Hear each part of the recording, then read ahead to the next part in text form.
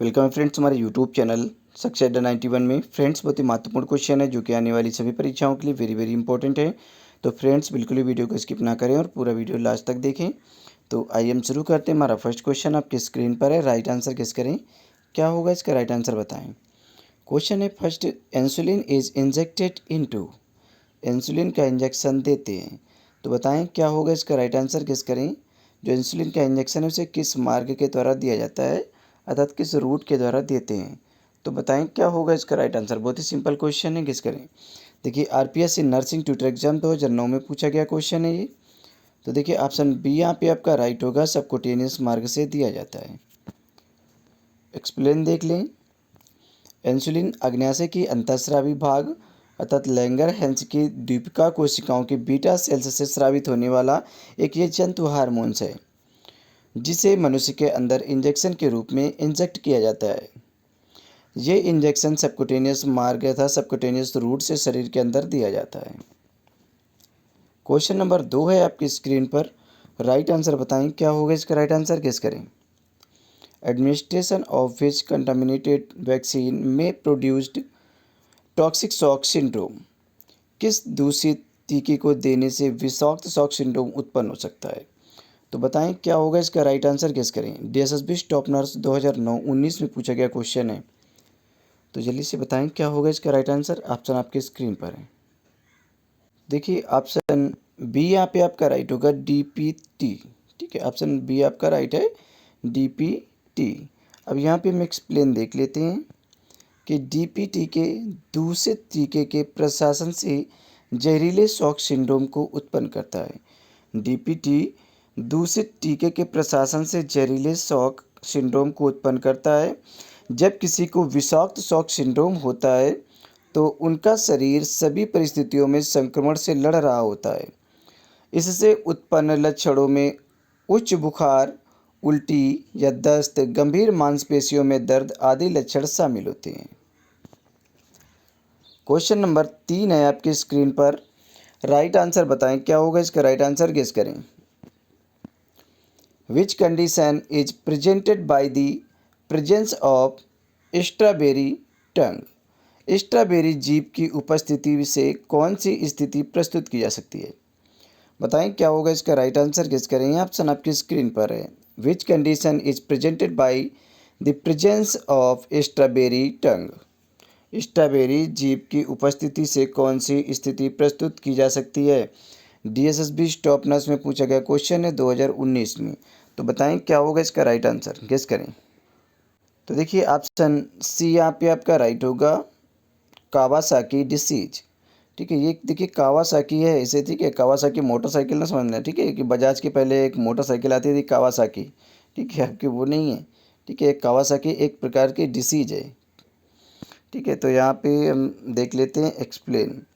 Kawasaki जो disease है इसके एक लक्षण में से स्ट्रॉबेरी जीभ प्रदर्शित होती है। कावासाकी रोग के एक लक्षण में से स्ट्रॉबेरी जीभ प्रदर्शित होती है। यह शरीर की कुछ धमनियों में सूजन आ जाने के कारण होती है। जो आपका स्ट्रॉबेरी जो कावासाकी रोग है, ये शरीर के कुछ जो धमनियाँ होती हैं उनमें क्या होता है, स्वेलिंग हो जाती है। इस कारण से हो जाता है। स्ट्रॉबेरी जो जीभ है प्रदर्शित करती, कावासाकी रोग के एक लक्षण में से स्ट्रॉबेरी जीभ प्रदर्शित करती है। यह शरीर की कुछ धमनियों में सूजन आ जाने के कारण ऐसा होता है। और कावासाकी के अन्य लक्षण भी हैं। जो कावासाकी डिसीज है इसके और भी अन्य लक्षण हैं, जैसे कि तेज बुखार और छीलने वाली त्वचा। ठीक है, छीलने वाली त्वचा, लाल चकत्ते और लाल चकत्ते हो जाना, लाल, और जो आपके गोल आँखें शामिल हैं। यह रोग ज़्यादातर बचपन के दौरान दिखाई देता है। ठीक है, जो ये रोग है ये ज़्यादातर बचपन में दिखाई देता है। क्वेश्चन नंबर 4 है आपकी स्क्रीन पर। राइट आंसर गेस करें क्या होगा इसका राइट आंसर बताएं। पहले क्वेश्चन को पढ़ें उसके बाद ही आंसर दें, जल्दबाजी बिल्कुल भी ना करें। The administration of all or part of a pathogen or performed antibodies to elicit an immunological response that protect from disease is called। Question कह रहा है कि रोग जनक या पूर्व निर्मित एंटीबॉडीज़ के सभी या फिर भाग का प्रशासन एक प्रतिरक्षा विज्ञानी प्रतिक्रिया को प्राप्त करने के लिए होता है जो रोग से बचाता है। इसे क्या कहा जाता है? The administration of all or part of a pathogen or performed antibodies to elicit an immunological response that protect from disease is called। तो गेस करें क्या होगा इसका राइट आंसर बताएं। डीएसएसबी स्टॉपनर से पूछा गया क्वेश्चन है 2019 में। बताएं क्या होगा इसका राइट आंसर, गेस करें। तो देखिए ऑप्शन डी यहाँ पे आपका राइट होगा, इम्यूनाइजेशन, प्रतिरक्षा। ठीक है, इम्यूनाइजेशन, ऑप्शन डी यहाँ पे आपका राइट है। अब यहाँ पे हम एक्सप्लेन देख लेते हैं कि प्रतिरक्षण वह प्रक्रिया है जिसके द्वारा किसी व्यक्ति की प्रतिरक्षा प्रणाली को किसी रोग या फिर कारक के विरुद्ध सशक्त बनाया जाता है।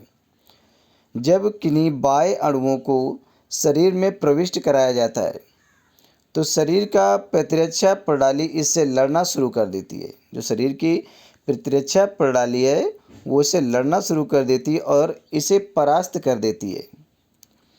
इससे पता चलता है कि हमारी प्रतिरक्षा प्रणाली मजबूत है।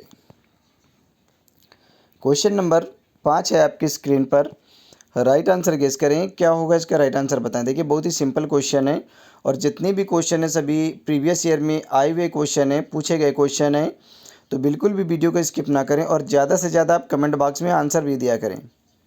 तो क्वेश्चन है a chronic infectious Question is the a chronic infectious by the Mycobacterium tuberculosis is। Mycobacterium tuberculosis द्वारा एक जीर्ण संक्रामक रोग है। बताएं क्या होगा इसका राइट आंसर, गेस करें। ये भी 2019 में पूछा गया क्वेश्चन है डीएसएसबी में। तो गेस करें क्या होगा इसका राइट आंसर। माइकोबैक्टीरियम ट्यूबरकुलोसिस द्वारा एक जीर्ण संक्रामक रोग है, जो संक्रामक रोग है। तो देखिए ऑप्शन ए यहाँ पे आपका राइट होगा, ट्यूबरकुलोसिस। ऑप्शन ए आपका राइट है, ट्यूबरकुलोसिस। अब यहाँ पे हम एक्सप्लेन देख लेते हैं। टीबी एक संक्रामक बीमारी है। जो टीबी है ये एक संक्रामक बीमारी है। देखिए इसे तपेदिक के नाम से भी जाना जाता है। टीबी को तपेदिक के नाम से जाना जाता है, यक्ष्मा के नाम से जाना जाता है, क्षय रोग के नाम से जाना जाता है। ठीक है, जो आपकी टीबी है इसे तपेदिक, यक्ष्मा, क्षय रोग इन सभी नामों से इसे पुकारा जाता है, जो कि ट्यूबरकुलोसिस बैक्टीरिया के कारण होता है। टीबी एक संक्रामक बीमारी है जो ट्यूबरकुलोसिस बैक्टीरिया के कारण होती है। इस बीमारी का सबसे अधिक प्रभाव फेफड़ों पर होता है। जो ये बीमारी है इसका सबसे अधिक प्रभाव कहाँ पड़ता है? फेफड़ों पर। फेफड़ों के अलावा ब्रेन, यूट्रस, मुंह और लीवर, किडनी, गले आदि में भी टीबी हो सकती है।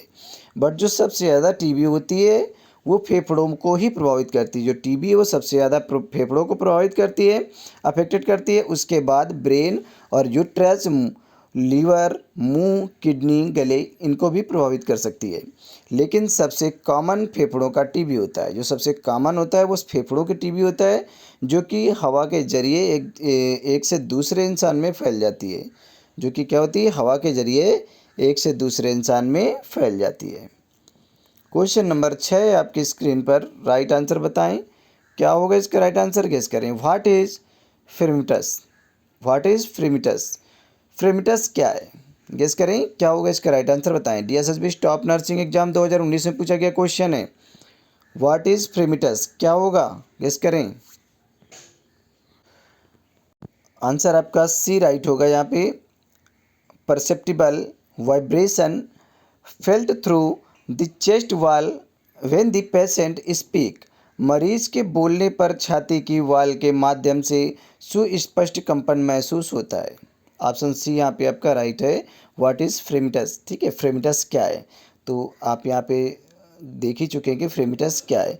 फ्रेमिटस वो है कि मरीज के बोलने पर छाती की वॉल के माध्यम से सुस्पष्ट कंपन महसूस होते हैं।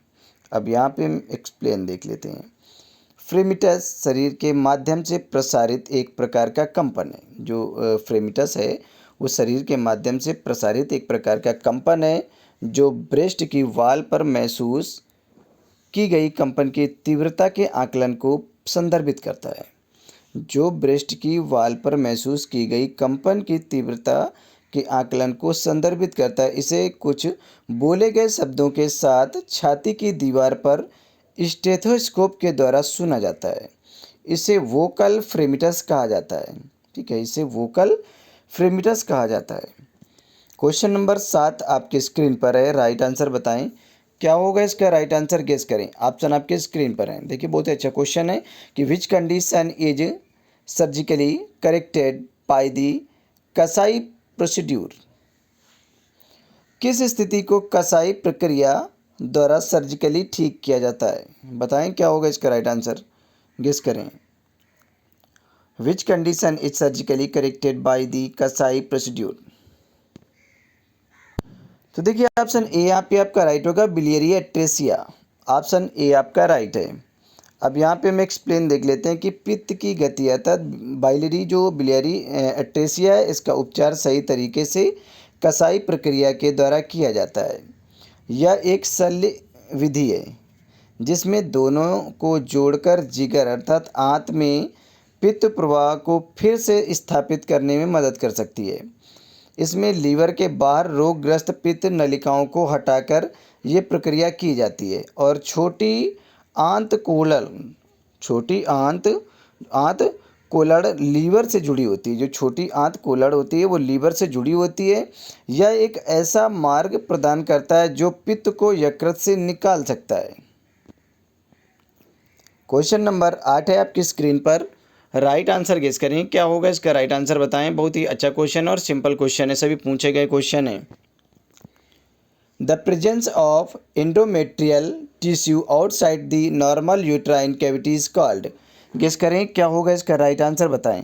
सामान्य गर्भाशय गुहा के बाहर एंडोमेट्रियल ऊतक की उपस्थिति को क्या कहा जाता है। The presence of endometrial tissue outside the normal uterine cavity is called. Guess करें क्या होगा इसका, राइट आंसर बताएं। तो देखिए इसे एंडोमेट्रियोसिस कहा जाएगा। ऑप्शन बी आपका राइट है, एंडोमेट्रियोसिस कहा जाएगा। सामान्य गर्भाशय गुहा के बाहर एंडोमेट्रियल ऊतक की उपस्थिति को क्या कहा जाता है, तो इसे एंडोमेट्रियोसिस कहा जाता है। अब यहाँ पे हम एक्सप्लेन देख लेते हैं। एंडोमेट्रियोसिस एक दर्दनाक विकार है, ठीक है। जो एंडोमेट्रियोसिस है ये एक प्रकार का दर्दनाक डिसऑर्डर है जिसमें गर्भाशय की भीतरी सतह रेखांकित करने के वाले ऊतक अर्थात टिश्यू गर्भाशय से बाहर बहने लगते हैं, ठीक है, गर्भाशय से बाहर बहने लगते हैं। एंडोमेट्रियोसिस होने पर इनके ऊतक अंडाशय, फॉलोपियन ट्यूब व आंतों पर पाए जा सकते हैं। एंडोमेट्रियोसिस होने पर इनके जो ऊतक होते हैं वो अंडाशय, फैलोपियन ट्यूब या आंतों पर पाए जा सकते हैं। और ये एंडोमेट्रियोसिस क्या है, तो ये एक दर्दनाक क्या है, डिसऑर्डर है। क्वेश्चन नंबर 9 है आपकी स्क्रीन पर, राइट आंसर बताएं क्या होगा इसका, राइट आंसर गेस करें। बहुत ही अच्छा क्वेश्चन है, सिंपल क्वेश्चन है, जल्दी से गेस करें क्या होगा इसका राइट आंसर। देखिए वही क्वेश्चन है, फिर से वेरी सिंपल क्वेश्चन है, शायद ये क्वेश्चन दोबारा दोहरा गया है, ठीक है, रिपीट हो गया है। What is the best route of administration insulin. Insulin देने के लिए सबसे अच्छा मार्ग कौन सा है। तो देखिए आप पढ़ चुके हैं, DSSB स्टॉपनर से पूछा गया क्वेश्चन है 2019 में। तो यहाँ पे देखिए सबकुटेनियस मार्ग त्वचा के नीचे का, ठीक है, सबसे अच्छा मार्ग है। ऑप्शन सी यहाँ पे आपका राइट होगा। तो यहाँ पे हम एक्सप्लेन भी देख लेते हैं कि इंसुलिन देने के लिए सबसे अच्छा मार्ग सबकुटेनियस होता है, क्योंकि इस मार्ग के द्वारा दी गई इंसुलिन इंजेक्शन शरीर में जल्दी से अवशोषित नहीं होती है और लंबे समय तक फैटी टिश्यू में रह सकती है, जिससे बढ़ी हुई रक्त शर्करा का स्तर कम हो जाता है। जिससे बढ़ी हुई रक्त शर्करा का जो स्तर है वो कम हो जाता है। इसलिए इंसुलिन को इस मार्ग के द्वारा त्वचा के नीचे फैटी टिश्यू में इंजेक्ट किया जाता है। क्वेश्चन नंबर 10 है आपकी स्क्रीन पर, राइट आंसर बताएं क्या होगा इसका, राइट आंसर गेस करें। पहले क्वेश्चन को पढ़ लें, उसके बाद ही आंसर दें, जल्दबाजी ना करें। तो क्वेश्चन को पढ़ें। For which of the following condition can a child B advised ketogenic diet therapy.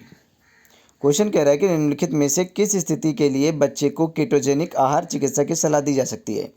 बताएं क्या होगा इसका right answer. For which of the following conditions can a child B advised ketogenic diet therapy. देखिए option आपकी screen पर हैं, जल्दी से गेस करें क्या होगा इसका राइट आंसर बताएं। तो देखिए ऑप्शन ए यहाँ पे आपका राइट होगा, सीजर्स। ऑप्शन ए यहाँ पे आपका राइट है, सीजर्स। अब यहाँ पे हम एक्सप्लेन देख लेते हैं कि कीटोजेनिक आहार एक उच्च वसा पर्याप्त प्रोटीन, उच्च वसा तथा हाई प्रोटीन, ठीक है, हाई हाई जो आपकी फैट होती है, हाई फैट हो गई, और आपका जो उच्च पर्याप्त प्रोटीन, ठीक है, यहाँ पे इनफ प्रोटीन और कम हाई कार्बोहाइड्रेट वाला आहार है, जिसका उपयोग मुख्य रूप से बच्चों में मिर्गी या फिर सीजर्स के इलाज में किया जाता है। ये आहार शरीर को कार्बोहाइड्रेट के बजाय वसा को जलाने के लिए प्रोत्साहित करते हैं। केटोजेनिक आहार एक उच्च वसा, पर्याप्त प्रोटीन और कम कार्बोहाइड्रेट वाला आहार है, जिसका उपयोग मुख्य रूप से बच्चों में मिर्गी या फिर सीजर्स के इलाज के लिए किया जाता है। ये आहार शरीर को कार्बोहाइड्रेट के बजाय वसा को जलाने के लिए प्रोत्साहित करता है। अब क्वेश्चन नंबर 11 है आपकी स्क्रीन पर। राइट आंसर बताएं, क्या होगा इसका राइट आंसर, गेस करें। पहले क्वेश्चन को पढ़ें, उसके बाद ये आंसर दें। What is also known as lipid that is necessary for normal transport and utilization of other lipids specially in the liver. बताएं क्या होगा इसका right answer. What is also known as lipid that is necessary for normal transport and utilization of other lipids especially in the liver। Lipid जो सामान्य परिवहन और विशेष रूप से यकृत में और अन्य लिपिड उपयोग के लिए आवश्यक है, उसे क्या कहा जाता है। लिपिड जो सामान्य परिवहन और विशेष रूप से यकृत में अन्य लिपिड के उपयोग के लिए आवश्यक है, उसे क्या कहा जाता है। देखिए आरआरबी स्टॉपनर से पूछा गया क्वेश्चन है 2019 में, तो गेस करें क्या होगा इसका राइट आंसर। तो देखिए ऑप्शन बी यहाँ पे आपका राइट होगा, लेसिथिन। ऑप्शन बी यहाँ पे राइट होगा, लेसिथिन कहा जाएगा। ऑप्शन बी आपका राइट है। अब यहाँ पे हम एक्सप्लेन देख लेते हैं कि लेसिथिन सामान्य परिवहन और विशेष रूप से यकृत में अन्य लिपिड के उपयोग के लिए आवश्यक है। ऑप्शन बी यहाँ पे आपका राइट है। अब यहाँ पे हमारा अगला क्वेश्चन है, 12 नंबर क्वेश्चन है, 12 नंबर आपकी स्क्रीन पर है। तो गेस करें क्या होगा इसका राइट आंसर बताएं। क्वेश्चन को पढ़ें, उसके बाद ये आंसर दें। देखिए बहुत ही अच्छा क्वेश्चन है कि which condition is identified by Ziehl Neelsen technique. Question कह रहा है कि which condition is identified by Ziehl Neelsen technique. Ziehl Neelsen तकनीक द्वारा किस स्थिति की पहचान की जाती है। तो बताएं क्या होगा इसका राइट आंसर, गेस करें। ऑप्शन आपकी स्क्रीन पर है। जील नील्सन द्वारा किस तकनीकी की पहचान की जा सकती है। आरआरबी स्टॉपनर से पूछा गया क्वेश्चन है 2019 में। तो गेस करें क्या होगा इसका राइट आंसर बताएं। तो देखिए ट्यूबरकुलोसिस, ठीक है, जील नील्सन के द्वारा जिस तकनीकी की खोज की, जिस तकनीकी के द्वारा किस स्थिति की पहचान की जाती है। जील नील्सन की जो टेक्निक थी, इनके द्वारा कहा गया कि किस तकनीकी की पहचान की गई है। इस तकनीकी के द्वारा किसकी पहचान की गई, सॉरी यहाँ पे किस तकनीकी की, इस जो जील नील्सन तकनीकी है, टेक्निक है, इसके द्वारा किस स्थिति की पहचान की गई। तो यहाँ पे ट्यूबरकुलोसिस की पहचान की गई है। ऑप्शन सी यहाँ पे आपका राइट है। अब यहाँ पे हम देख लेते हैं एक्सप्लेन। जील नील्सन तकनीक का उपयोग माइकोबैक्टीरियम ट्यूबरकुलोसिस अर्थात यक्षमात, जिसे तपेदिक के नाम से जाना जाता है, के प्रेरक एजेंट को पहचानने के लिए किया जाता है। यह जीवाणु जनित संक्रामक रोग है। यह क्या है, जीवाणु जनित एक संक्रामक रोग है जो माइकोबैक्टीरियम ट्यूबरकुलोसिस नामक बैक्टीरिया के कारण होता है। जो माइकोबैक्टीरियम ट्यूबरकुलोसिस नामक बैक्टीरिया के कारण होता है। इस रोग से मुख्यतः लंग्स अफेक्टेड होते हैं, ठीक है, जो फेफड़े हैं वो प्रभावित होते हैं इस रोग से। ये तो सभी को पता है कि फेफड़े जब आपको टीबी वगैरह हो जाता है, यक्ष्मा या तपेदिक हो जाता है, तो इससे क्या होता है, फेफड़े ज़्यादातर फेफड़े प्रभावित होते हैं, ठीक है, कॉमन रूप से फेफड़े प्रभावित होते हैं। उसके बाद आपके ब्रेन हैं, ठीक है, मुंह हो गया, तो इससे आपके यूट्रस प्रभावित होता है और गला भी प्रभावित होता है, लेकिन ये कम मात्रा में प्रभावित होते हैं। लेकिन सबसे ज़्यादा आपका जो प्रभावित होता है वो लंग्स होते हैं, फेफड़े अफेक्टेड होते हैं। अब क्वेश्चन नंबर हमारा 13 नंबर आपकी स्क्रीन पर है। राइट आंसर बताएं क्या होगा इसका राइट आंसर, गेस करें। The primary granuloma formed in tuberculosis is known as. बताएं क्या होगा इसका राइट आंसर, गेस करें। ऑप्शन आपकी स्क्रीन पर है। टीबी में बनने वाले प्राथमिक ग्रेनुलोमा को किस नाम से जाना जाता है। तो बताएं क्या होगा इसका right answer. The primary granuloma formed in tuberculosis is known as. TB में बनने वाले अर्थात तपेदिक में बनने वाले जो प्राथमिक ग्रेनुलोमा को और किस नाम से जाना जाता है। ये आरआरबी स्टॉप नर्स में पूछा गया क्वेश्चन है 2019 में। देखिए यहाँ पे ऑप्शन बी आपका राइट होगा, Ghon focus. Option B right होगा, गॉन फोकस। अब यहाँ पे हम एक्सप्लेन देख लेते हैं। टीबी में बनने वाले प्राइमरी ग्रेनुलोमा को गॉन फोकस के नाम से जाना जाता है। टीबी में बनने वाले प्राइमरी ग्रेनुलोमा को गॉन फोकस के नाम से जाना जाता है। ग्रेनुलोमा एन्युलेयर स्किन को क्षतिग्रस्त करने वाला एक दीर्घकालिक डिसऑर्डर है। जो ग्रेनुलोमा है वह एन्युलेयर स्किन को क्षतिग्रस्त करने वाला एक दीर्घकालिक डिसऑर्डर है। इसके वैसे तो कई रूप हैं, लेकिन सबसे आम रूप लोकलाइज्ड ग्रेनुलोमा एन्युलेयर है। वैसे इसके कई रूप हैं, लेकिन सबसे जो आम रूप है वो लोकलाइज्ड ग्रेनुलोमा एन्युलेयर है, जिसमें स्किन पर छोटे ठोस लाल और पीले रंग के गोल आकार के निशान बन जाते हैं। ग्रेनुलोमा एन्युलेयर का कारण अभी तक स्पष्ट नहीं हुआ है, हालांकि यह कुछ मामलों में नीचे दिए गए कारणों से भी हो सकता है, जैसे कि ट्यूबरक्युलिन टेस्ट, ट्यूबरक्युलिन एक स्किन टेस्ट। ठीक है, नंबर 1 है ट्यूबरक्युलिन स्किन टेस्ट। नंबर 2 है टीकाकरण, धूप के संपर्क में आने से, या जानवर या कीड़े के काटने से, या फिर इन्फेक्टेड संक्रमण से, जैसे कि हेपेटाइटिस। ठीक है, अब क्वेश्चन नंबर हमारा 14 है आपकी स्क्रीन पर। राइट आंसर गेस करें, क्या होगा इसका राइट आंसर बताएं। तो गेस करें क्या होगा इसका right answer. The Schick test is done for the diagnosis of. किस रोग के निदान के लिए सिक परीक्षण किया जाता है। बताएं क्या होगा इसका राइट आंसर, गेस करें। ऑप्शन आपके स्क्रीन पर है। The Schick test is done for the diagnosis of. RRB staff nurse exam 2019 में पूछा गया क्वेश्चन है। तो बताएं क्या होगा इसका राइट आंसर। देखिए लास्ट क्वेश्चन है हमारा, तो जल्दी से बताएं क्या होगा इसका राइट आंसर। तो देखिए ऑप्शन ए यहाँ पे आपका राइट होगा, डिप्थीरिया। डिप्थीरिया के निदान के लिए सिक टेस्ट किया जाता है। अब यहाँ पे हम एक्सप्लेन देख लेते हैं। डिप्थीरिया संक्रामक रोग है। जो डिप्थीरिया है वो एक संक्रामक रोग है जो 2 से लेकर 10 वर्ष तक की आयु के बालकों को अधिक होता है। ठीक है, जो 2 वर्ष से लेकर 10 वर्ष तक के बच्चे हैं उनको ये अधिक होता है डिप्थीरिया। इस रोग का कारण होता है कोरिन बैक्टीरियम डिप्थीरी। ठीक है, इस रोग का जो कारण है कोरिन बैक्टीरियम डिप्थीरी नामक बैक्टीरिया से होता है। ये नाक का बहना, गले में दर्द, बुखार आदि इस रोग के लक्षण हैं। ठीक है, नाक का बहना, गले में दर्द, बुखार इस रोग के लक्षण हैं। डिप्थीरिया डिसीज़ के निदान के लिए सिक परीक्षण किया जाता है, सिक टेस्ट किया जाता है। अब यहाँ पे नोट देख लें कि डिप्थीरिया से सुरक्षा के लिए बच्चों को डीपीटी का टीका लगवाना अनिवार्य है या लगवाना चाहिए। ठीक है, डिप्थीरिया से बचाव के लिए बच्चों को डीपीटी का जो टीका होता है वो लगवाना चाहिए। ठीक है, ये लगवाना अनिवार्य भी होता है।